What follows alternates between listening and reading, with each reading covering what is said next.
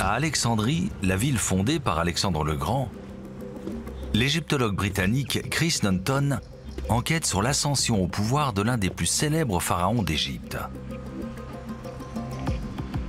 Je m'intéresse beaucoup à Alexandre le Grand et j'ai l'impression que pour connaître Alexandre le Grand, il faut venir ici à Alexandrie.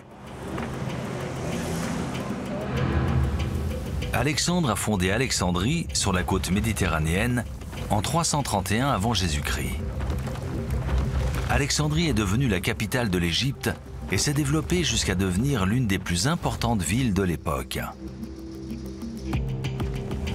De larges avenues disposées selon un plan quadrillé reliant les palais royaux, les temples, les théâtres et les arènes sportives, le tout protégé par un mur défensif long de 16 km.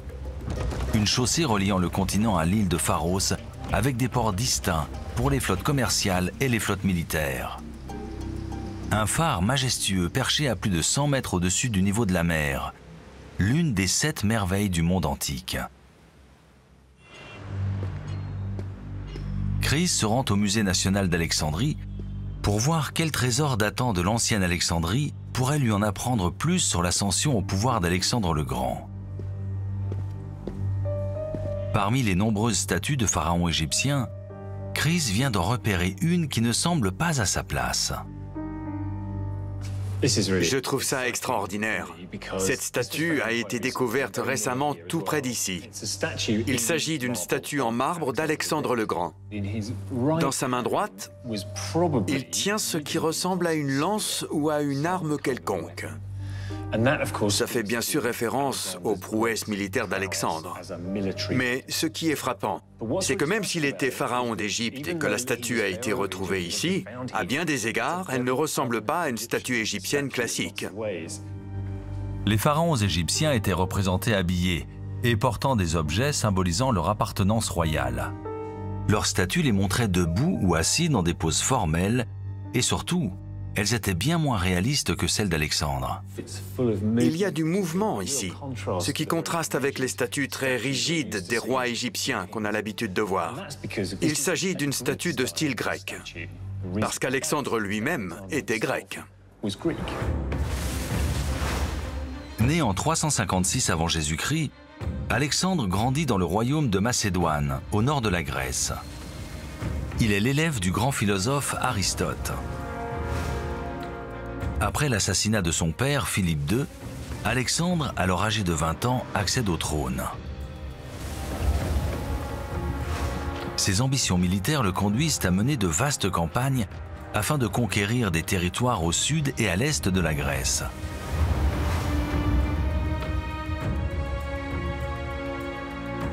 À l'âge de 24 ans, il entre en Égypte et devient pharaon.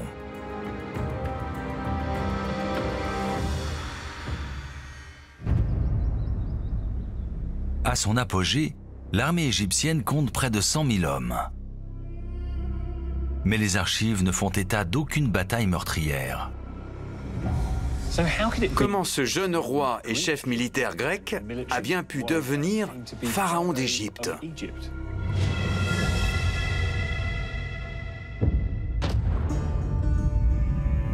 Sur le site antique de Philadelphie, l'archéologue égyptien Bassem Ghehad mène des fouilles dans une énorme nécropole.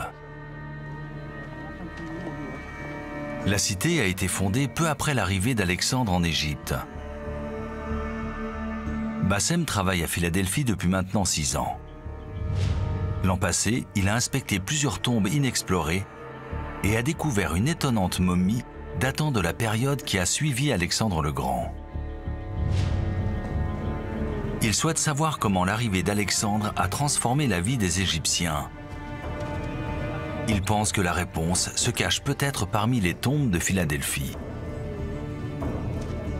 La question est maintenant de savoir si on arrivera encore à repérer la trace de ces gens. Et surtout, est-ce qu'on parviendra à reconstituer leur mode de vie?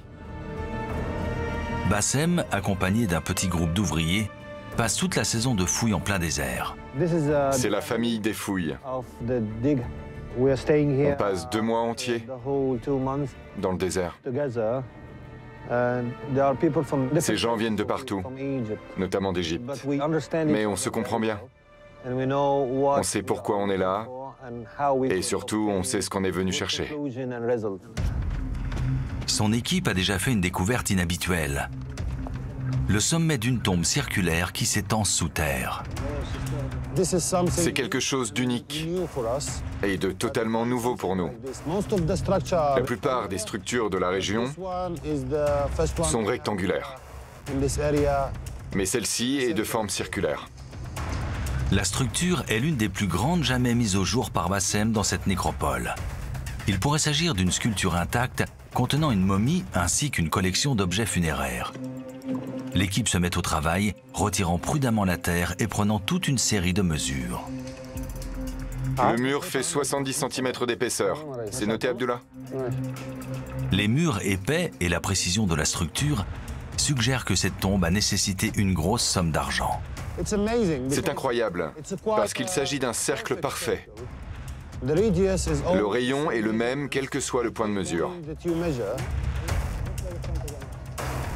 La forme à elle seule indique que Bassem est sur la bonne voie dans sa quête pour connaître l'impact qu'a eu Alexandre le Grand sur l'Égypte. Ce type de tombe a été inventé juste après l'arrivée d'Alexandre le Grand en Égypte. On n'en trouve aucun exemple avant le IIIe siècle avant Jésus-Christ. Bassem va peut-être découvrir un trésor d'informations sous le sable. Après des heures de fouilles, l'équipe repère enfin une entrée. Bassem descend pour jeter un coup d'œil. C'est tout simplement incroyable.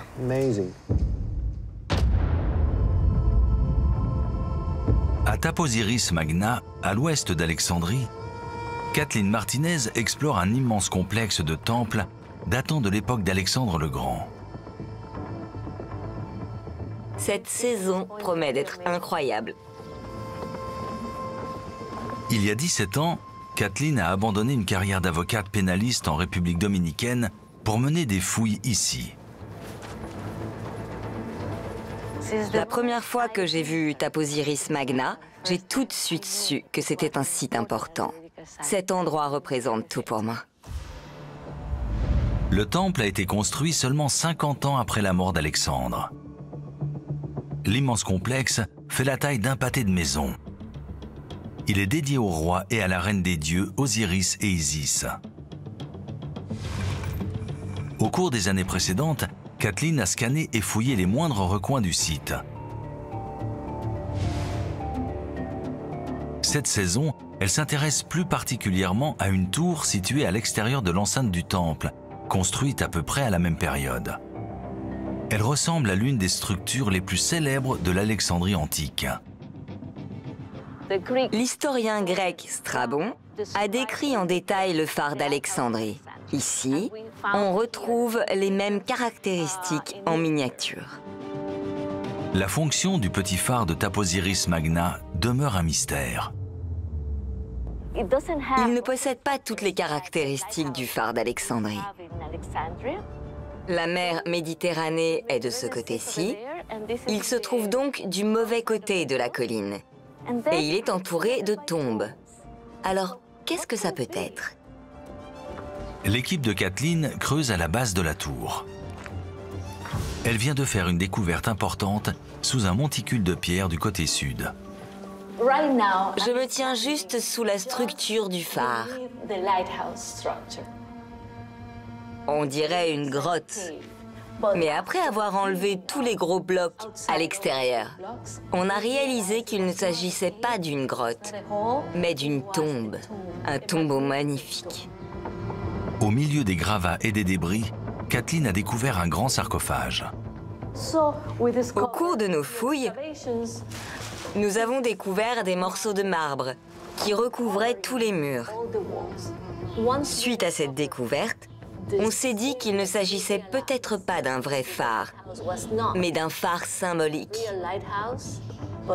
Une sorte de temple funéraire surmonté d'une réplique du phare d'Alexandrie.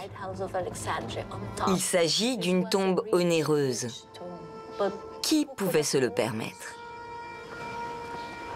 Les poteries retrouvées autour de la tombe indiquent que le lieu a été visité bien après sa construction. On a trouvé des tas de céramique couvrant une période de 300 ans. Il y a donc eu une activité ici pendant 300 ans. L'une des possibilités est que les gens venaient ici pour pratiquer un culte. Nous pensons qu'il s'agissait d'un lieu de pèlerinage et que les gens venaient rendre hommage aux propriétaires de la tombe. Mais cela reste encore à prouver. La personne enterrée dans cette somptueuse tombe datant de l'époque d'Alexandre a été vénérée pendant des siècles. Mais pour connaître son identité, Kathleen doit trouver d'autres indices autour de l'entrée de la tombe.